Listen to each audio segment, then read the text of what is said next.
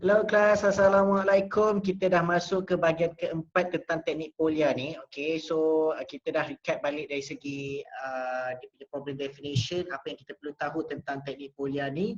Dan seterusnya kita nak kena tahu apa langkah-langkah yang sesuai untuk kita pakai half of it lah. Okay, separuh daripada teknik Polya yang kita dah tahu. Macam mana kita nak approach ataupun plan of attack bagi teknik Polya ni.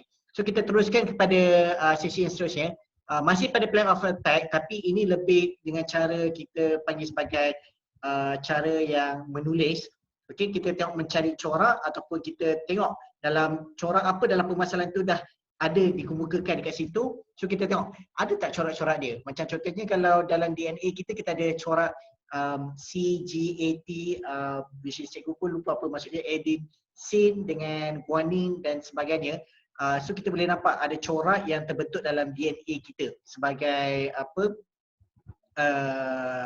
DNA manusia lah, dan kita ada DNA haiwan yang lain juga mempunyai pattern-pattern dia yang tertentu.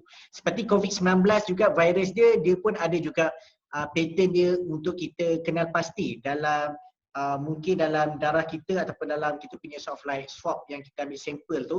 Sebab biasanya COVID-19 ni dia adalah SARS, dia lebih kepada untuk tekak, jadi kita boleh nampak corak bagi COVID-19.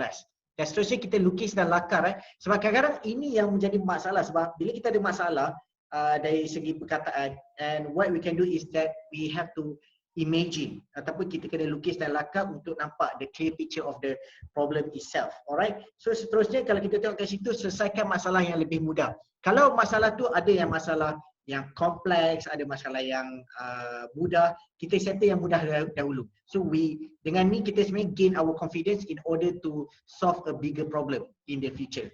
Okay, seterusnya kita menggunakan model maybe kita ada benda yang kita nak bina tu adalah space shuttle ataupun kapal pengangkut angkasa lepas, tetapi kita nak tahu macam mana kita nak bina benda tu, kita buat secara modeling dulu. Lepas tu kita boleh label lah, kita maybe cross sectional ataupun kita divide and conquer. Okay, siapa yang akan bina sayap, booster ataupun pelancar, dia punya cockpit dan sebagainya. Okay, seterusnya mengundur ke belakang.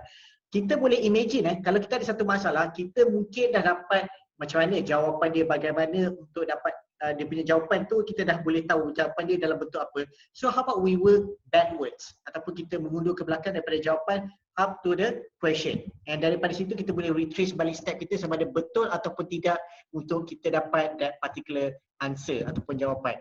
Seterusnya kita menggunakan formula. Kalau biasanya physicist, mathematician, chemist, biologist, diorang dah ada formula mathematical equation yang diorang boleh apply ataupun kita boleh apply dalam kehidupan seharian. Jadi kita just chuck in the formula and voila, we can get the answer ready. So berapa banyak daya diperlukan, berapa banyak ketepatan untuk perkara ataupun masalah yang kita hadapi. Okay, so creative. Be creative ni kemungkinan kita akan menggunakan 2-3 langkah bagaimana kita nak menyelesaikan satu permasalahan. Jadi kita mungkin boleh campur ataupun tolak dan sebagainya. Alright. So seterusnya kita cerita sikit, Polya dia ada tekankan tentang cara guru memberi panduan. Jadi video teknik Polya ni sesuai untuk parents ataupun ibu bapa dan juga guru-guru, tentang bagaimana guru-guru boleh bagi panduan untuk mencipta rancangan menyelesaikan sesuatu permasalahan. Polya juga dia ada cakap seorang guru ni patut memberi laluan seorang murid untuk fikirkan jalan penyelesaiannya sendiri dahulu, daripada soalan yang umum pada soalan yang spesifik, iaitu special case, di mana kita membantu pelajar tersebut untuk fikir outside of the box dan kita mengasah fikiran dia. Okay? Dan seterusnya, beliau tetap dengan penilaiannya murid tidak dibantu sebenarnya jika kita tujukan terus perancangan bagaimana untuk menyelesaikan suatu masalah. Jadi daripada sini yang kita boleh katakan Polya ni dia nak membantu pelajar to think on your own. There's no spoon feeding. Okay, so kita cuba maybe boleh bagi clue dan sebagainya. Nanti cikgu akan bincangkan dalam salah satu video, nama dia video tersebut adalah teknik breadcrumb ataupun teknik cebisan roti, di mana dia ada kaitan sedikit dengan apa yang Polya nak katakan dekat sini dan kita boleh guna pakai dalam kehidupan seharian kita. Seterusnya teknik Polya bahagian yang kelima. Jadi stay tune for more episode bersama Cikgu Amin. And seperti biasa, don't forget to subscribe ataupun mohon ikuti channel cikgu untuk info yang terkini. Bye.